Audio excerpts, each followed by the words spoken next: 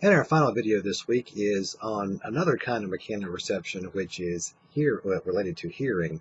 Um, how does hearing work? And you really have to understand the stimulus, the sound, before you can really understand what hearing is. So let's look at this sense. Again, obviously we're still in the ear. When you think about what sound basically is changes in air pressure. You can appreciate this if you clap and you can maybe feel air moving.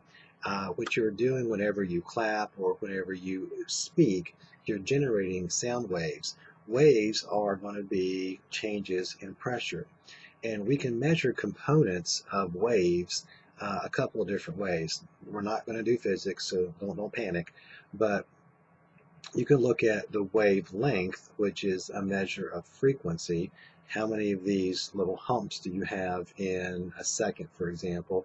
And you can also measure the amplitude, which is going to be a measure of loudness. So we can look at really two basic components of sound. We have to be able to, with our ears, be able to detect frequency. How quick are the waves coming to our ear, as well as how loud, so we can interpret, of course, volume. So frequency and amplitude are two things that we have to be able to discern. Just showing you frequency, just to give you a comparison, this blue is low frequency. We only have three blue humps here in a course of 0.035 seconds. We have this one, and this one. The red one, we have one, two, three, four. We have six of those. That's a high frequency sound. It's a higher pitch. It's going to be a louder, higher note, a louder note rather. Sorry, a higher note if it's going to be a higher frequency.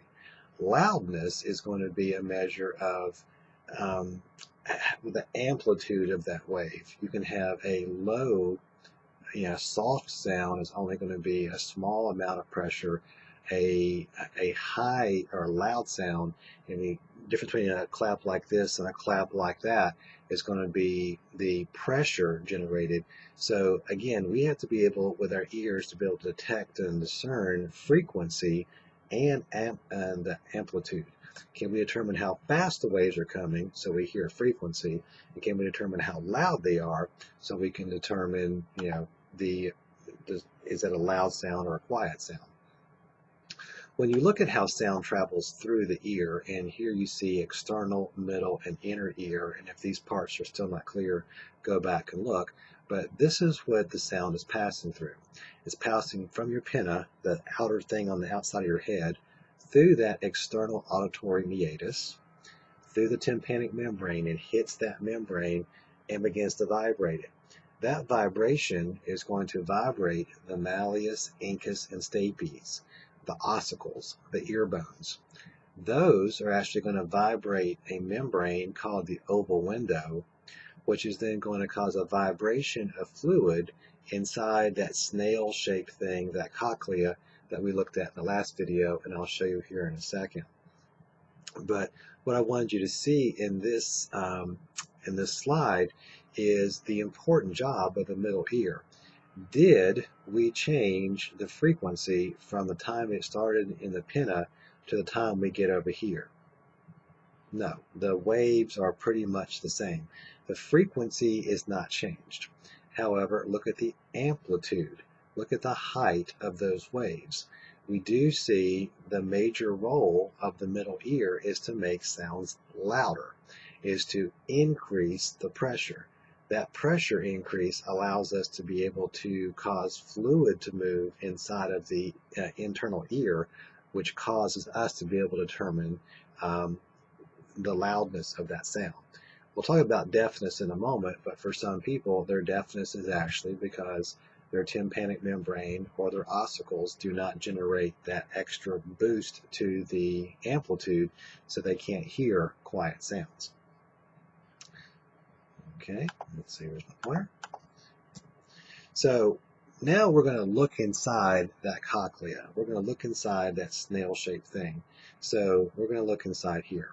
If I made a section, a cut across the cochlea like that, and then I was able to look inside of it, I'm actually going to see that is a tube that really has sort of three little subparts in it.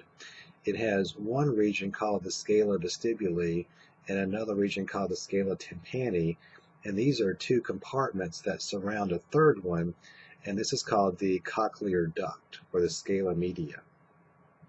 So all these areas are filled with fluid. The scala vestibuli and the scala tympani have this fluid called perilymph. The scala media is called endolymph. So we have fluid here, fluid here, fluid in here, but this region also has a special membrane.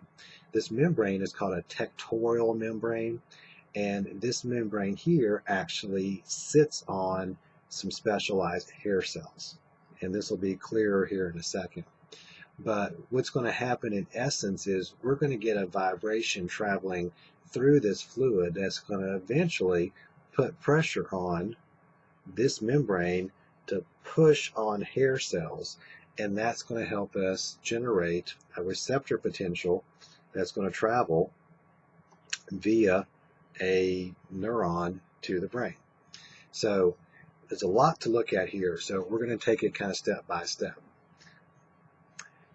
This is called the organa cordi, and let me take you back a slide so you can recognize what we're talking about here.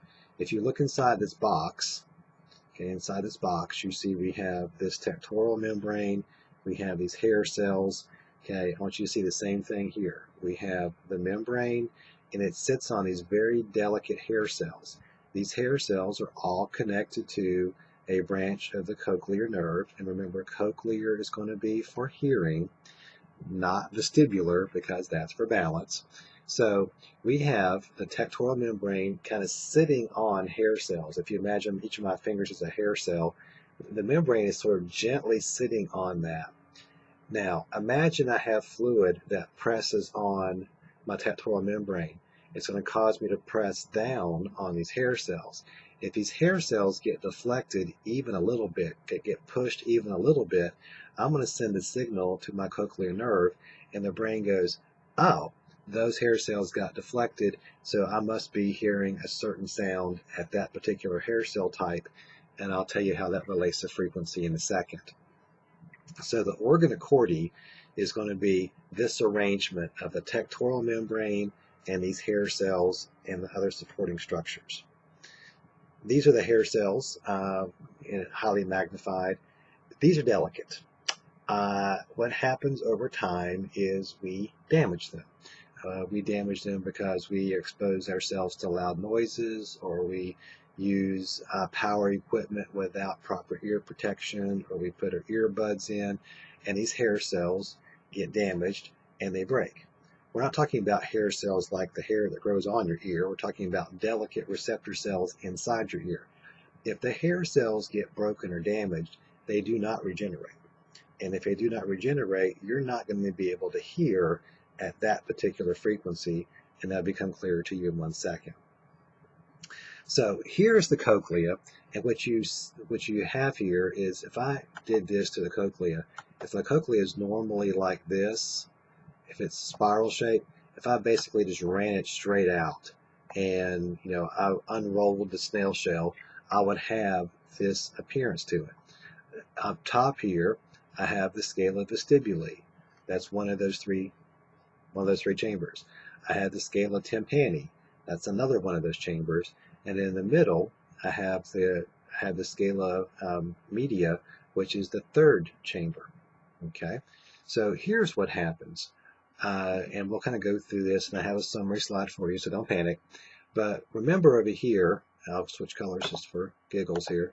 We have our tympanic membrane. And then we're going to have the malleus, the incus, and the stapes. If you get the vibration of this membrane, you're going to vibrate the malleus, vibrate the incus, vibrate the stapes, and you're going to vibrate this bone on this membrane here, and you're going to start to vibrate it like this.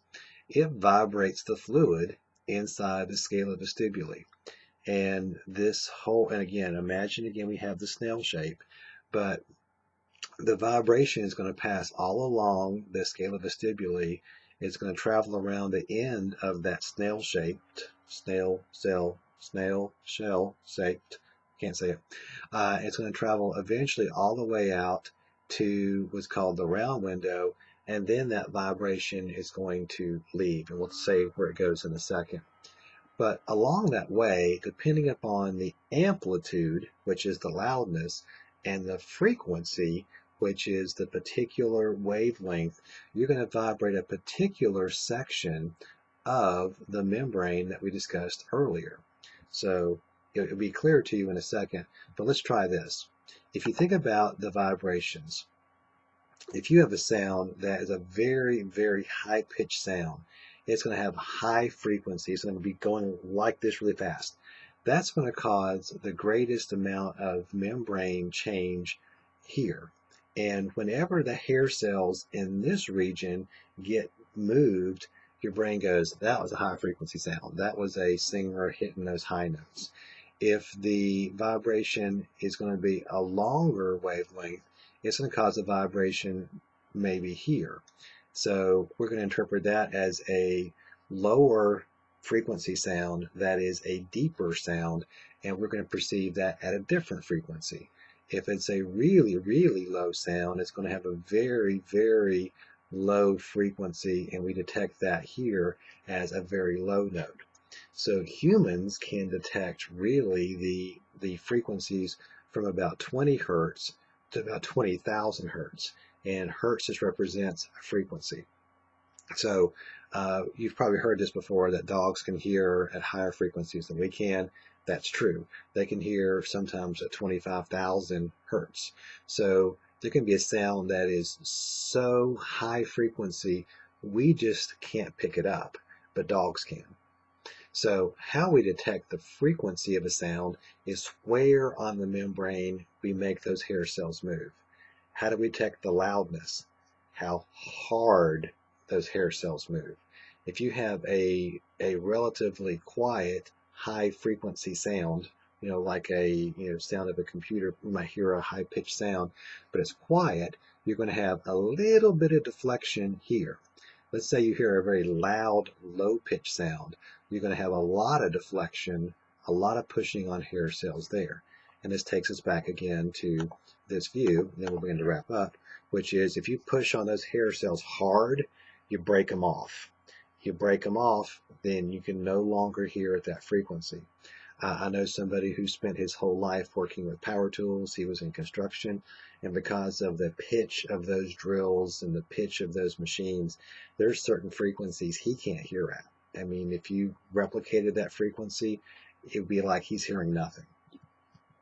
So here's the summary, and you can skip through this if you want to. I'll kind of go through it one more time. But sound waves travel through the external ear. They reach the tympanic membrane, and the vibrations cause the ossicles to vibrate on that first window, that oval window. So perilymph inside the scala vestibuli begins to vibrate, causing the fluid inside of the endolymph, that second chamber, to vibrate as well. This causes the tectorial membrane to begin to push on the hair cells, and when it pushes on the hair cells, the degree of deflection is volume, is loudness. Where on the membrane, over here or over there or over there, helps you determine frequency.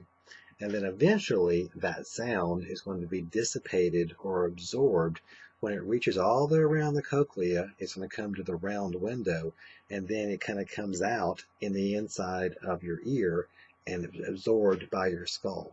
So if you want to think of this in a weird way, my voice is always in your head because it's going to be absorbed by your skull, and of course you no longer hear it. But that's where sound goes. Sound travels, because sound is a mechanical stimulus. It travels through your ear, causes vibration of your oval window, causes vibration of your fluid inside of your inner ear. Where it vibrates helps you determine frequency. How hard it vibrates helps you determine loudness. Which, we'll wrap up then with, what about deafness? Is it reversible? It kind of depends on what kind of deafness someone has. If someone has damage to those cochlear hair cells, it's not reversible because those hair cells are permanently broken and they don't grow back. If the issue is amplification because of issues with the middle ear, then then you can actually have hearing aids that make the sound louder. Now, there are cochlear implants, which actually are electronic devices which actually help you determine the frequency of sound. And for some people, they actually can implant these electrical devices and they can help you actually hear. The, the reason I sort of hedge on this is it depends again on the kind of deafness someone has. And the reason I show you what you have here, this is Miss America. She was some years back. She was the first deaf Miss America, and her profile, her campaign was on deafness. But we're probably going to see an increase in deafness in the future because starting with the 70s and 80s, we began to have more personal headphone devices, and then we evolved to the earbuds. So we're putting a lot of concentrated noise inside your ears. So there will probably be a future generation or two where we're going to have more and more deafness. The first iPods actually had no maximum volume. And so Apple was very aware that they could get sued because if you could turn it up as loud as you wanted to, you were going to cause irreversible damage to your hearing. I give you this just as a quick little sense of humor. There are people who believe that you can reverse deafness through a variety of cures. You can fry peach kernels in hog lard and put drops in your ear until deafness is cured. You can put different kinds of salts or take opium. Opium will cure deafness or make you not care about being deaf. Heat your urine using I see, these must be true because I found them on the internet. But again, is it reversible? It does depend on the cause. And I will say this in closing, that curing deafness is a pretty controversial area among the deaf community. I spent several summers on a campus that had deaf students on it, and not that people prefer to be deaf, but the idea that you're trying to cure them of deafness basically says that deafness is a disability or a disease, and many in the deaf community do not feel that's the case. So, be careful if you work with the deaf population that, feeling sorry for them or thinking deafness is a disability, because many of them actually find deafness to be a unifying component for some people. Okay, that wraps up this video series. We have masterings to do. Thank you very much.